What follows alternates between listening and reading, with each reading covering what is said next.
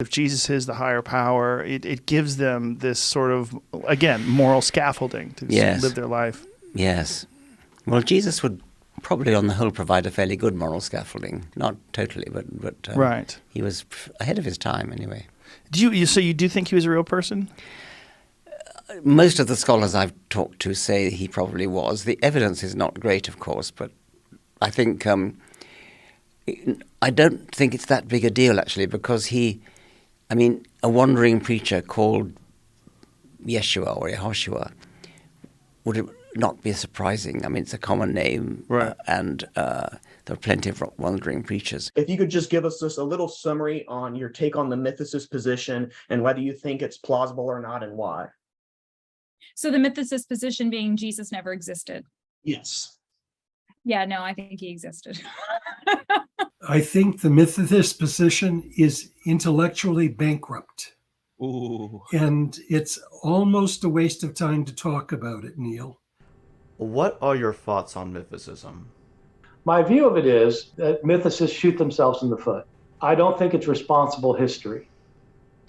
And I'm not a Christian myself, but I don't think that the way to deal with the problems of Christianity is to take a stand that most people are just going to laugh at. What are a few reasons you think a historical Jesus exists over the mythicist model? I'm kind of radical in a lot of ways, but I'm not that radical. There was probably a guy, or maybe a series of guys or leaders, but one of them was executed, and it was devastating.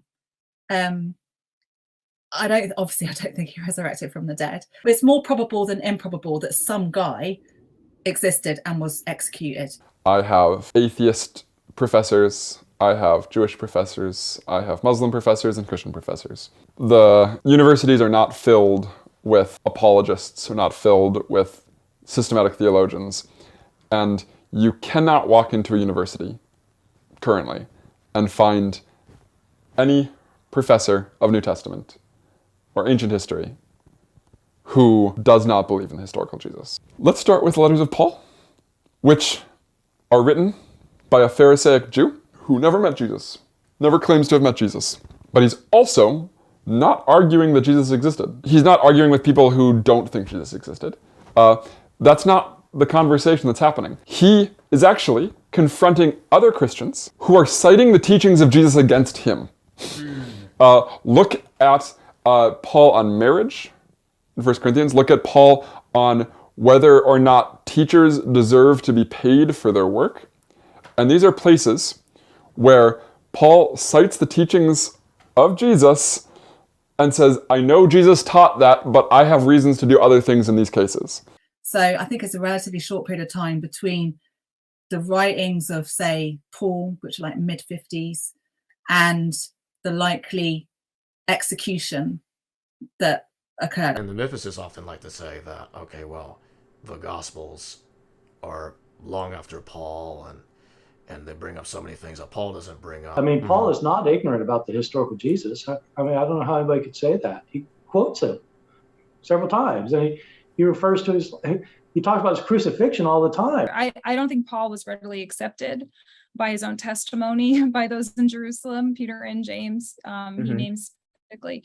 And I don't see much of a benefit to Paul, assuming that that's genuine to Paul, those claims, making that up, because it establishes his justification for being what he calls the apostle to the Gentiles. So something was happening in Jerusalem in the wake of this man we call Jesus.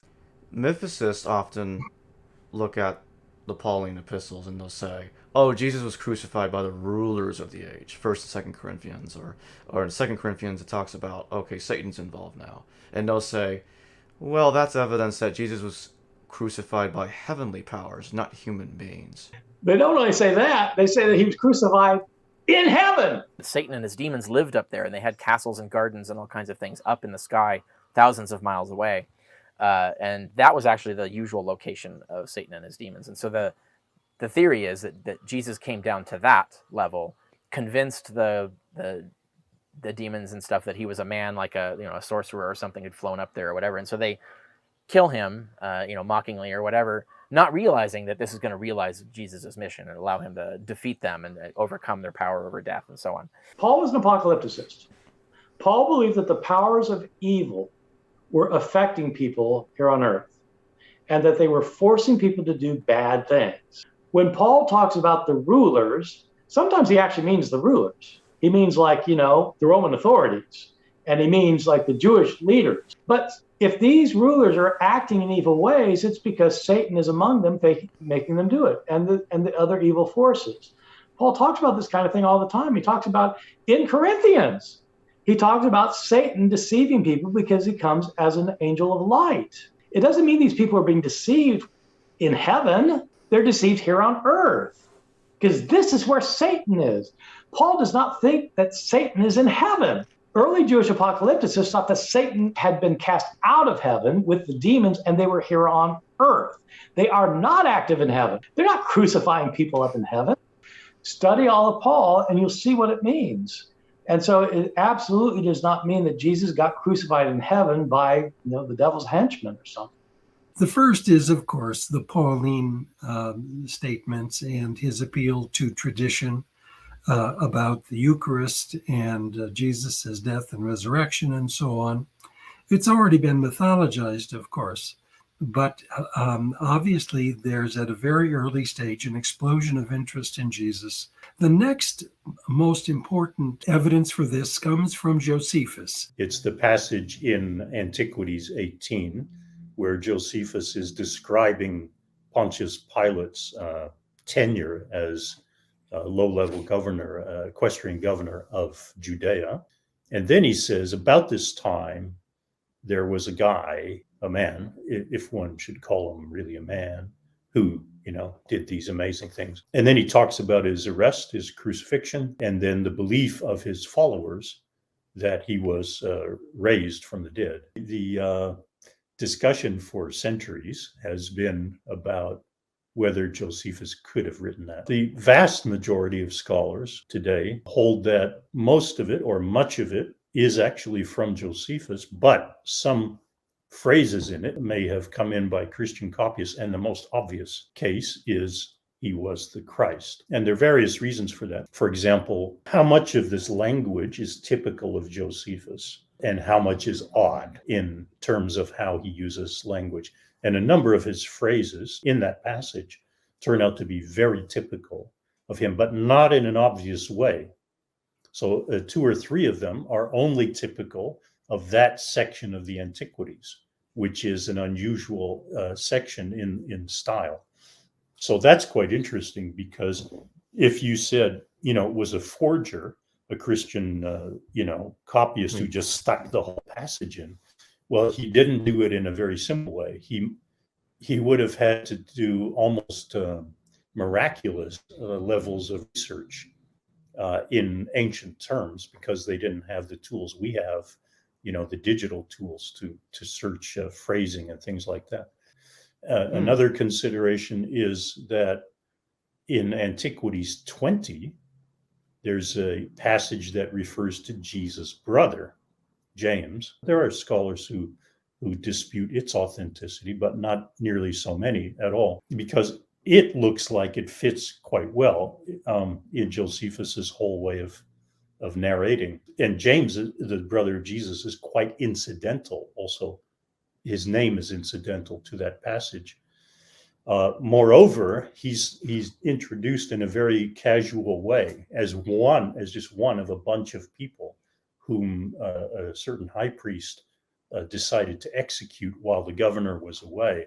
So if that passage is authentic, and it begins by saying one of the guys that he executed was the brother of the one known as Christ, it suggests that he'd already referred to a Jesus known as Christ.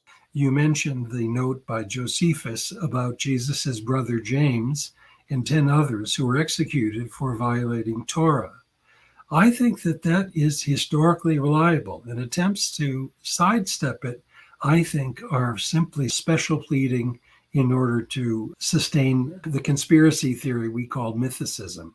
Now, of course, the story of Jesus became mythologized.